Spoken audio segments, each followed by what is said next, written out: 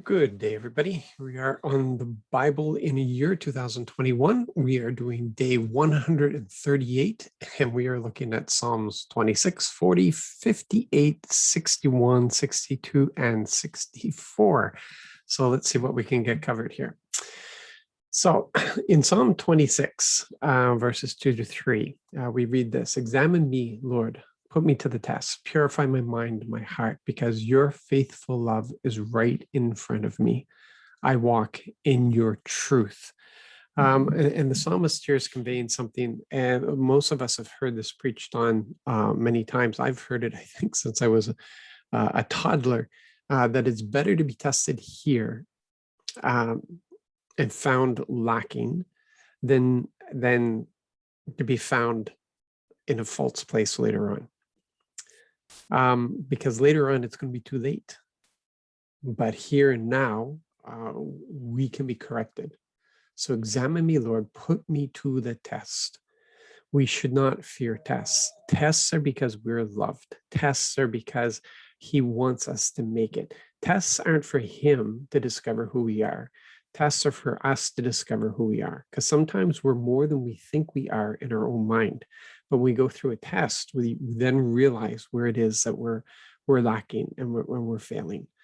So this is really being vulnerable. And I don't know what you guys are like with this sort of stuff. I know that when I was in a high school creative writing class, was more of a club. We would critique each other's stuff. Man, there was a lack of understanding in myself that the critiques were actually good, that you weren't going to come in with a perfect work, because we're just beginner writers, right? And we needed the criticism in order to get better. But we always saw it, or I always saw it, as a negative thing. And in many ways, in growing up, I did not want to be authentic because I did not want to be criticized for my faults. And I think we have a better understanding today that although we may discuss, a disciple's failures, the emphasis that we put on is on their strengths, and we don't hound about failures, but we do deal with them, because that's what the Lord does. That's the whole thing about revealing with the tests, is so that we can see. But it's us submitting to him. It's us. It's like the writer has here: purify my mind and my heart. So examine me, Lord, put me to the test, discover, help me see who I am, and then where I am messed up, purify my mind and my heart. And this is the relationship that we should be seeking with the Lord. Continuing in the psalm, we see in verse 6 to 8, and I know I keep going on about this, but guys, I can't emphasize this enough. It's relationship above everything else, above everybody's way that they hurt you, above all feelings, about all failures, above everything else is that relationship. And in this world, you will be taught that it's best to throw away all relationships. But some of you have learned about boundaries, and that there's different levels of relationship with people, and you have to be careful that you don't let somebody in the garden who's going to wreck the garden, right? People will move in closer to that center point in your life as they demonstrate, as they show themselves able to handle the trust that you give to them. And when they fail in that trust, you move them out a bit, but we don't wash relationships away, because that's what we're here for. We're here for relationships. So we see here in verse 68, I wash my hands, they are innocent. I walk around your altar, Lord, proclaiming out loud my thanks, declaring all your wonderful deeds. I love the beauty of your house, Lord. I love the place where your glory resides. So if we can understand the importance of earthly relationships, then we should understand that the relationship with our Lord is the most precious above all else. And this is what we're seeing David writing here. I love the beauty of your house, Lord. I love the place where your glory resides. Just being there. He states, and I keep referring back to this, that I'd rather be a gatekeeper in the house of the Lord. Yeah, he'd give up all his kingly position just to reside with the Lord, to be in that place of the presence. And if if relationships are key in the kingdom, then the relationship with the Lord is the cornerstone, and you can't make any progress, and until you're making progress in that area above everything else. We see here in Psalm 40, verse 1-3, I put all my hope in the Lord. I leaned it down, or he leaned down to me. He listened to my cry for help. He lifted me out of the pit of death, out of the mud and filth, and set my feet on solid rock. He steadied my legs. He put a new song in my mouth, a song of praise for our God. Many people will learn of this and be amazed. They will trust the Lord. You see, all these things that are happening, all these things that the Lord is doing for this person is, it's because he loves them, but it's also for the purpose of testimony. He's given them testimony so that others will learn to trust the Lord. They will look at this and go, wow, I want that. I want that. We've got to understand it's not a matter if he's willing. Of course he's willing. He will do these things. He will listen to our cry for help. He will lift us out of the pit of death, out of the mud and filth. He will set our feet on solid rock. He will steady our legs. He will put a new song in our mouth, a song of praise. He will do these things. He will do these things. And that's where we have to pray. That's how we have to pray. In verses 9 and 10 of the same psalm, I've told the good news of your righteousness in the great assembly. I didn't hold anything back, as you well know, Lord. I didn't keep your righteousness only to myself. I declared your faithfulness and your salvation. I didn't hide your loyal love and trustworthiness from the great assembly. What's he doing? He's bragging. He's boasting about the Lord. He's boasting about the Lord. Is that our attitude? Is that our attitude? We're so proud of him. We're so proud. There's so many times that I've declared, I'm just so proud of how our dad loves on people. I'm just so proud of how he loves on people. He pours himself out on people. None of us are worthy of it. And we have to get that in our head. It's not about being worthy of it. It's about accepting it. It's about asking for it. It's about accepting it. It's about willing to receive it. That's what it's about. But he just pours out his love. What he does for people is just amazing. We don't go anywhere near enough bragging and boasting about him. He is that good, and that's where we should be. Over to Psalm 58.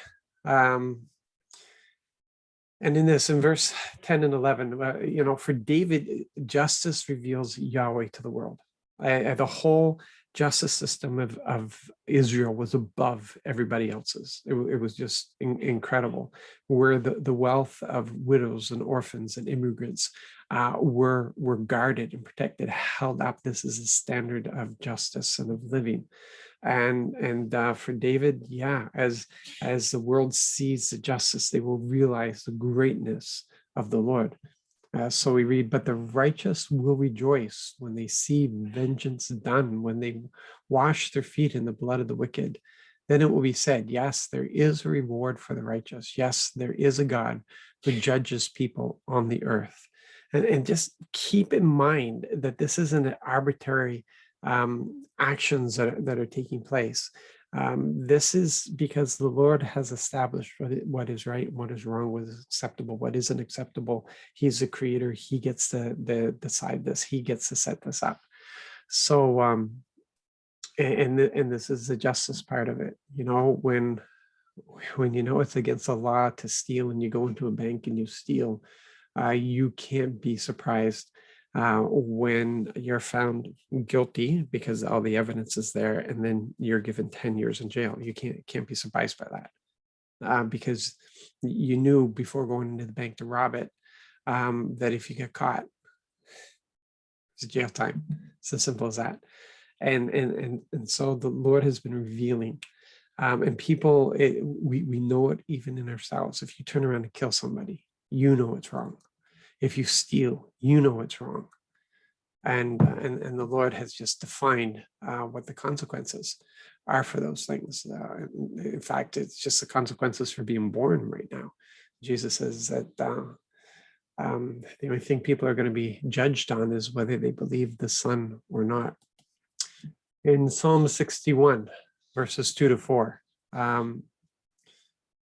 again, Yahweh's presence is everything to David. When my heart is weak, I cry out to you from the very ends of the earth. Lead me to the rock that is higher than I am, because you have been my refuge, a tower of strength in the face of the enemy. Please let me live in your tent forever. Please let me take refuge in the shelter of your wings. What is it for us? Is it the benefits? Is it the protection? Is it the provision? Is it the healing? Like, what is it for us that is so key, that's so important? For David, it was the presence. It was about being with. It was about being a friend of Yahweh, about being with him. That's what mattered. Please let me live in your tent forever. Yeah. Psalm 62, verse 1-2. Yeah. How does David survive the stress of his life? Yeah. Only in God do I find rest. Only in God do I find rest. My salvation comes from him. Only God is my rock, my salvation, my stronghold. I won't be shaken anymore. Yeah, that's how David survives. And you know, as we get older, sometimes we may struggle with getting proper rest. And I know that Bill Johnson talks about how at night, when he puts his head on the pillow, he doesn't want to think about anything else. He's not there to worship or pray or anything. He's not there to intercede. He's there to sleep. And so he turns and says to the Lord, I turn my affection to you. And if we can understand that and do that, that's really fantastic. There are things, obviously, that we've learned about that stresses affect how we sleep. And sometimes we need help. There's a special tea we can drink. There's exercise we can do. There's all kinds of things that we can do. But it comes down to the relationship that we have with the Lord. That's what it comes down to. It comes down to our trust in him. It comes down to believing that he has everything in his hands and he will direct us in all things. And because of that, only in God do I find rest. Yeah. And salvation comes from him, no matter what it is. Psalm 62, verse 5-7, we find David encouraged himself in the Lord again. You know, David had a lot of troubles. What's your life like? David, you've read David's life. I'm not sure any of us face those same things, but that's not to negate whatever challenges you have going on in your life, because these may be the greatest experiences we've ever experienced in our life. And for us, that's as bad as it can get, because we don't know anything worse. So in this, even in these things, even if you haven't faced some of the things that David has faced, this is still the thing. We have to learn how to encourage yourself in the Lord. Oh, I must find rest in God alone, because my hope comes from him. Only God is my rock, my salvation, my stronghold. I will not be shaken. My deliverance and glory depend on God. God is my strong rock. My refuge is in God. You see how he does it? He just reminds himself of the relationship. He reminds himself of what he receives from the Lord. He reminds himself who his strength is. He reminds himself who he runs to. And this is a strengthening in himself. He'll remember the things that the Lord has done in the past, just to encourage himself in those things. In David absolutely trusts that Yahweh has his back. That's what he expects. Yahweh will always have his back. So in verses 7 and 9, but God will shoot them with an arrow. Without warning, they will be wounded. The Lord will make them trip over their own tongues. Everyone who sees them will just shake their heads. Then all people will honor God, will announce the act of God, will understand it was God's work.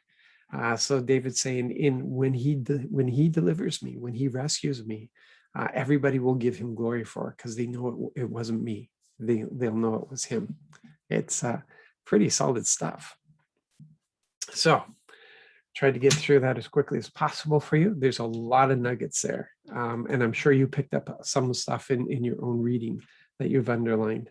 And yeah, I just encourage you to continue doing that. You guys have a fantastic day. Thank you very much for being part of this and walking through this with me. And we'll see you tomorrow. God bless.